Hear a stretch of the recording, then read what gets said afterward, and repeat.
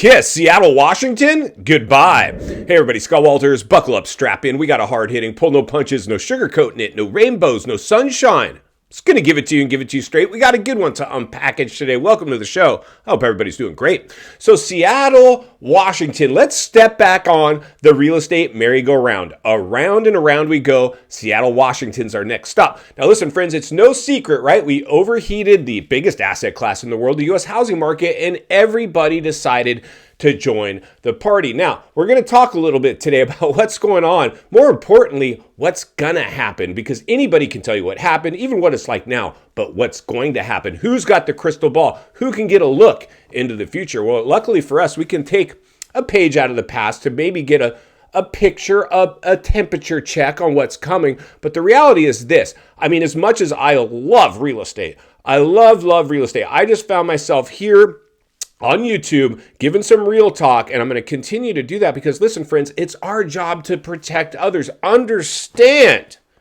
the waters you're swimming in, because they're, in fact, friends, make no mistake about it, they're shark infested. You have to measure your risk tolerance, right? We should all have a certain amount of risk we're willing to take, but I don't like seeing people go all in on anything, even homes. As a licensed realtor, I don't want to see that happen.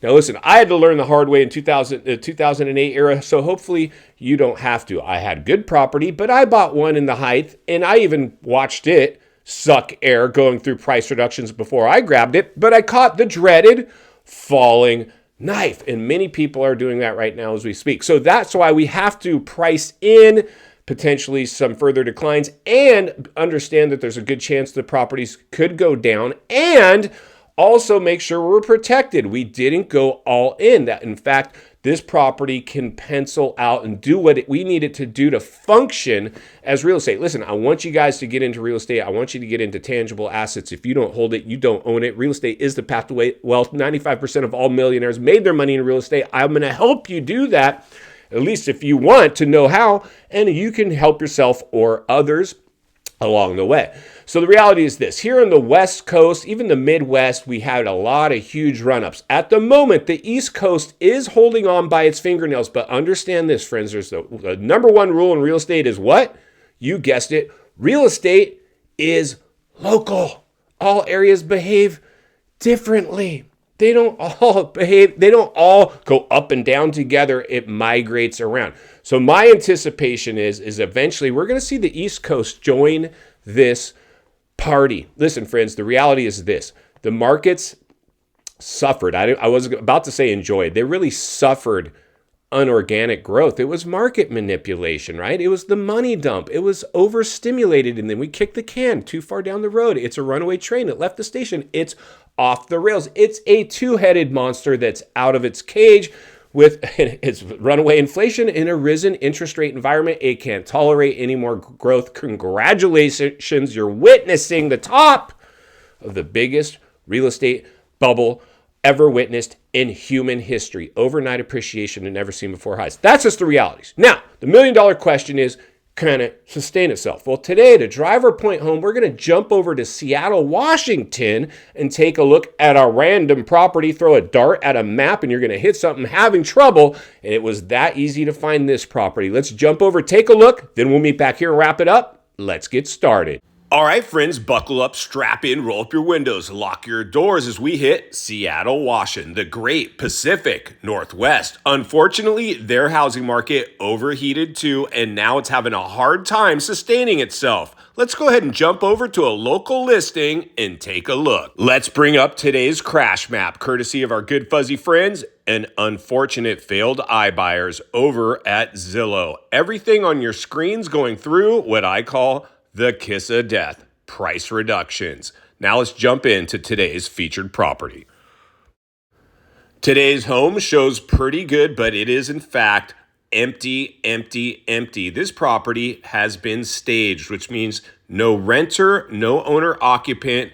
This one's in fact doing what I call sucking air, which is really important when we're looking at properties because it'll help us formulate our potential offer if in fact we're going to write one. Let's look a little further.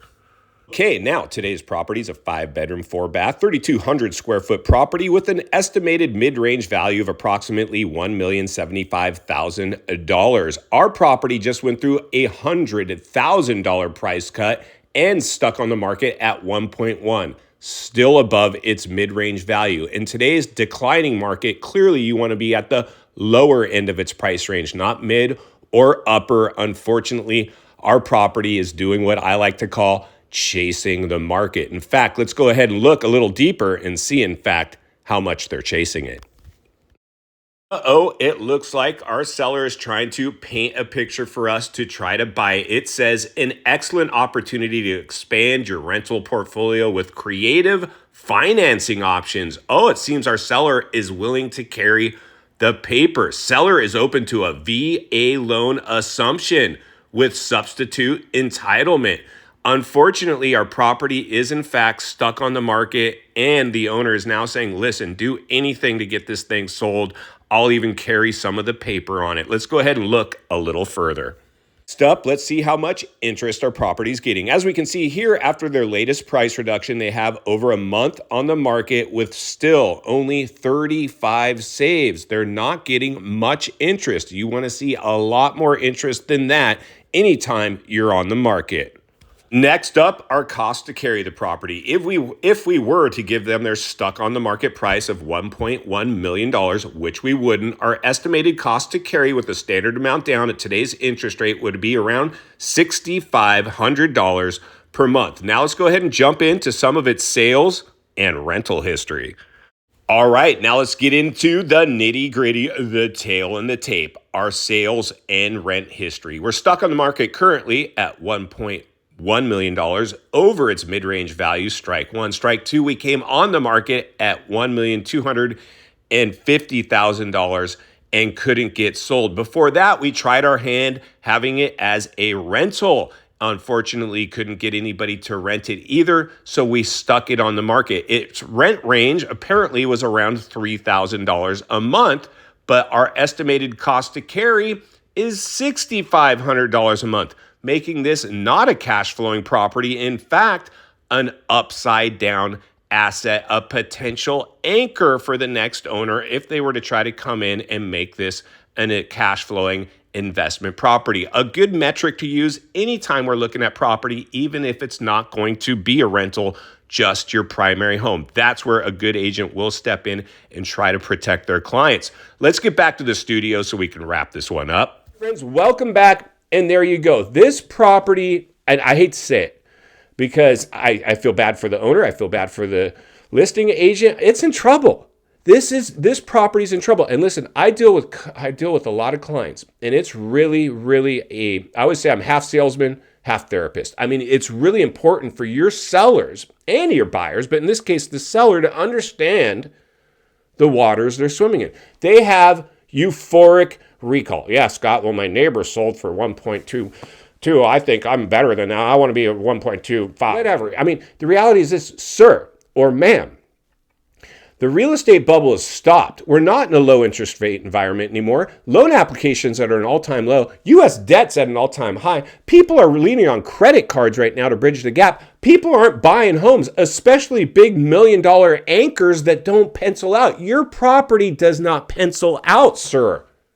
How am I supposed to get it sold? As nice and as special as you think it is. For me, it's just a box. This is real estate for me. I'm very unemotional about it.